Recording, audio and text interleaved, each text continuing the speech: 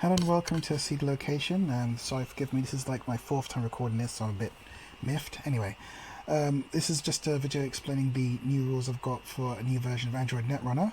Again, I don't think all these rules would probably be needed. I'd probably just these main 5 here. There's like 7 of these rules, but just these main 5 are the main ones. I think they might add a little bit of complexity, but for what they add, I think it's worth it, and for the things that it helps clear up. So let's get into it. If you think any of these rules are really good, or if you think they're really, really bad, because someone's found some really important loopholes that I had to really rush to try and patch. But tell me what you think in the comments, even if you think it's rubbish, especially if you think it's rubbish. Right. The first one is meat running. Right now, Android Netrunner is all about the net running. Net running is fine. But the problem is you just have to get your free breakers down and a bunch of money, and you can run with impunity. And you're pretty much not afraid to access anything really, because the only thing you've got to worry about is Jinteki, because they're the only ones that really respond with traps. Everyone else is just like access it, trash it, just there's no real risk of access. Once you get all their breakers down, you've got the money to run. So I think having meat running, which is if you meat run, you expose something. So if you meat run on HQ, you expose a card in the corporation's HQ. You meat run on R&D, you expose the top 2 cards of R&D. You meat run on archives, you expose a piece of ice on the field. You meat run on a remote, you expose the cards in a remote. Why would you want to expose cards when most of the time you're going to be running anyway? Well, you can have a lot more traps in the game now that give you negative effects for accessing cards, but you can gain positive stuff for exposing the cards. Now, you don't access the cards, so you can't really trash it or not. But let's just say expose a card and it lets you draw 2 cards, or expose a card and it gives you free credits, or like free credits and removes a tag just by exposing stuff. It just gives you a reason to do these things, and some cards will be trashed if they're exposed, and also some cards give you agenda points if they're exposed. I just think it's a neat idea because it gives you a reason to expose. But of course, there's going to be some traps like Jinteki that's going to just punish you for exposing the cards, and it's going to punish you for exposing the cards anyway. But I think that's kind of cool. Now, you know what? Sorry, I've got that mixed up. It's Jinteki punishes you for accessing, does not punish you for exposing so much. MBN punishes you for exposing, does not punish you so much for accessing. Sorry about that, I got that mixed up. Anyway, the second rule change is this bitcode thing. So basically you're going to have 5 credits, or 5 SIG credits, signatures number 4, in the middle of the board, and it helps. It's used for tracing, it's used for situations. What's a situation? Well, on all cards, so let's take this card for example, you're going to have these 5 blocks on there. So the first and second one are going to be dealing with stats effects. The last 2 are going to be dealing with end the run effects. That's the way. I mean, that was a thing. And the middle 3 are going to be dealing with damage and sentry stuff. So think about the first 2 as code gate. So the first one's code gate sentry, barrier. So think of it like that. So lots of end the run effects here, lots of stats effects, so losing credits, losing clicks here, lots of damage, well maybe 1 net damage, trash a program here. And that's what's going to be on all the cards. So if you expose it, you could be forced to go into this situation. And there's going to be some situations where you get money and credits and whatnot, and that's not going to, the corporation is not going to want that. But the thing is, let's say you've got a really powerful card. Let's take the card that destroys. I can't remember. Does 4 meat damage if you've got a tag. Let's just say you had a situation where if this is exposed, it's worth 2 agenda points to the runner. Now you've got to think about if you want that card in your deck, because gets exposed, you're in trouble. or if it might give the runners credits for exposing it every time. So yeah, so there's like a these add a new dynamic into the game. So these things are all linked together. So yeah, so it gives you a reason to meet run.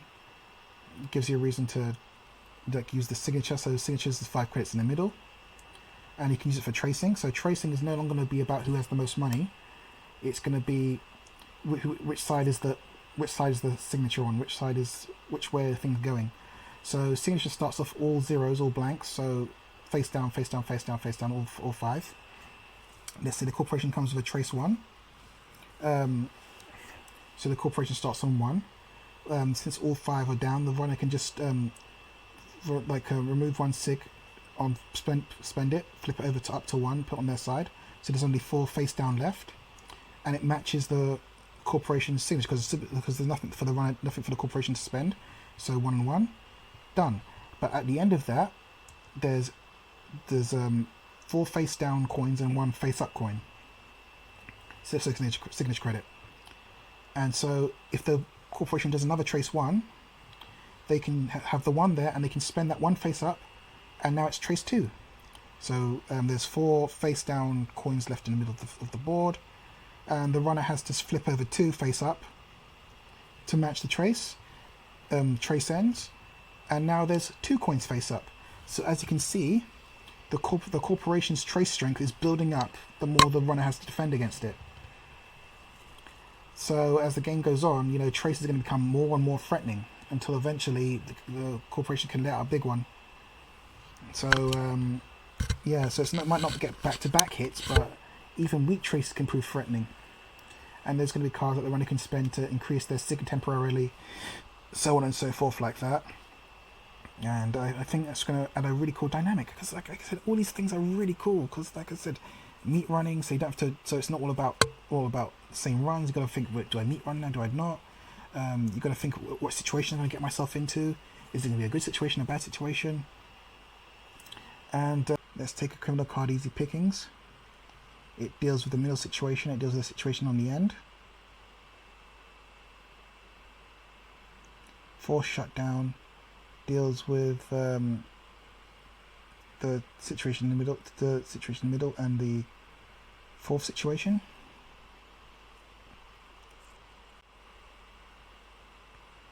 This is a runner 1 credit pool. So again, it blocks the first 2. It attacks the first 2 situations, which often loss of credits or clicks. An Adonis campaign or a New Hunt campaign. Let's change the name slightly. So this has got, the very first situation is trace.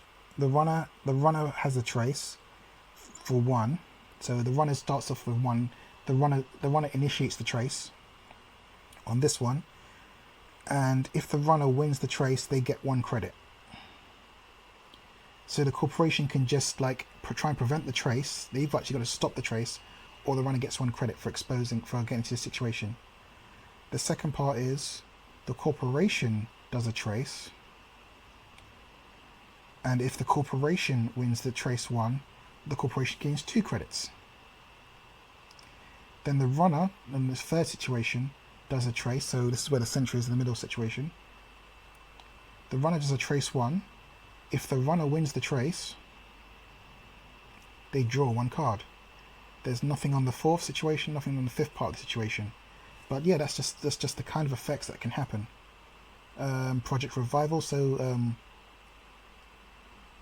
if the runner exposes this or runs on this, then corporation does a trace for 0. If it happens, the runner loses 1 click. In the second part of the situation, it's trace for 0.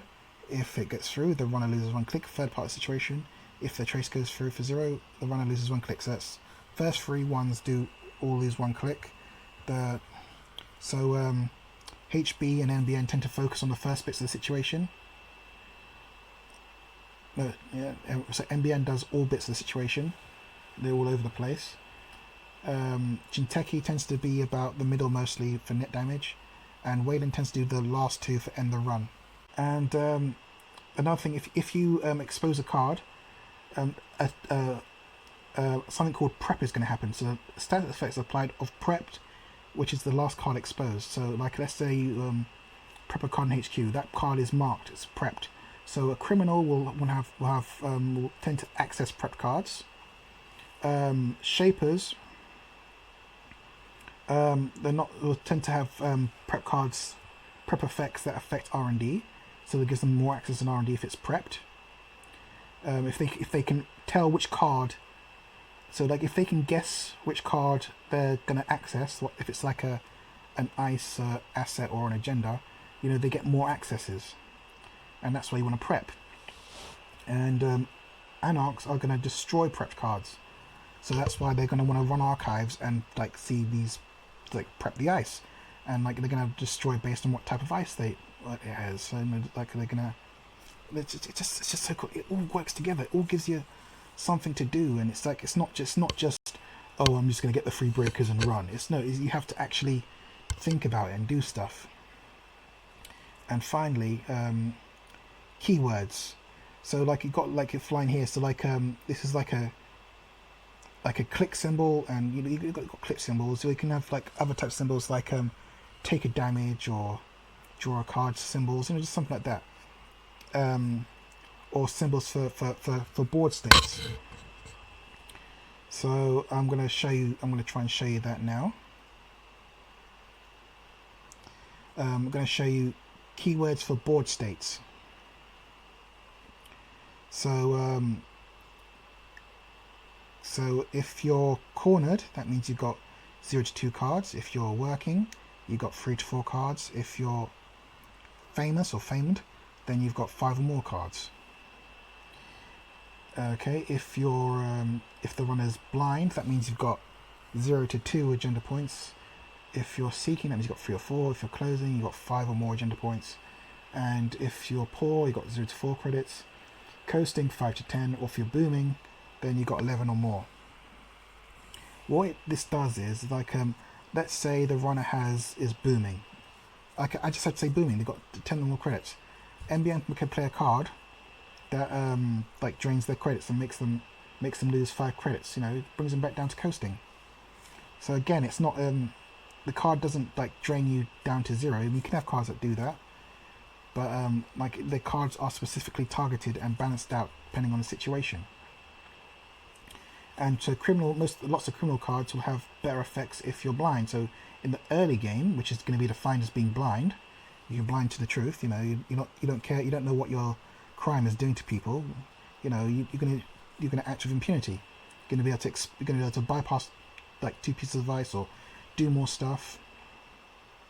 Or if like anarchs are closing in, they're closing in on the truth. Oh, I know. Let's go to Epstein's Island and like free the slaves. Just it's gonna be like we're gonna protest. We're gonna riot because we know what the truth is. Just so cool. And like, or if you're like your shapers is famous, you get credits because like you're podcasting, you're famous. You get like more credit effects. So these keywords really do help out. I was going to come up with some. I've already come up with some more terms, so not worried about that. Not going to worry about this because that's too complex. It's not needed. It's just the keywords here. So. I was thinking about adding like story stuff, so like use agenda points to score story things. Like let's say this one costs 2 agenda points to win, and you've got to get at least 3 of them to win. But I think it's too much. It's not really needed, but it's something you can do. But I'll leave that alone to your discretion. Right. Let's have a look at the color pie. So NBN's board state is going to be very large, so it's going to have like lots of ice, like deep ice servers, and it's going to have like lots of servers. Wayland is going to have maybe like 1 or 2 servers, and they're going to have lots and lots of ice, like 5, 6 ice deep. HB can be mixed. Sometimes you're going to have no ice, sometimes you're going to have lots of ice. It can all depend. Jinteki is going to be very wide, so not going to have much ice, but they're going to have lots of servers. And NBN cards are going to be very cheap because that's how they make the big board state. but they're going to be very weak. Whaling cards are going to be very expensive. HB is going to be in the middle. Jinteki is going to be mixed all over the place. NBN's economy is going to be mostly through drip economy. Whaling's going to be mixed economy, or varied. Like HB is going to have like click for credits, like anything that you have to click for it, you know, like a mid, so it kind of like drip, very click intensive. And Jinteki is going to have lots of burst economy, so lots of event based economy. Right, NBN's playstyle is going to be lots of control and denial with tags and whatnot. Wayland is going to be reprisal and removal, so like oh, you stole an agenda, you broke my ice, you broke my stuff, you access stuff, I'm going to respond to that. I'm going to put you in a bad situation. So yeah, Wayland's going to be the bad situation. So instead of like having to get a tag and then do the full meat damage, it's going to be, oh, you've done this, okay, I'm going to respond and put you in this situation. How are you going to deal with situations? Wayland HB is going to be very taxing, like lots of click loss, like ice. You have to access stuff, you have to expose some stuff, you don't know what it's going to be, you have to access, expose, it's going to be, you have to access it in the right way, you can't just net run. So yeah, NBN you're going to need to net run.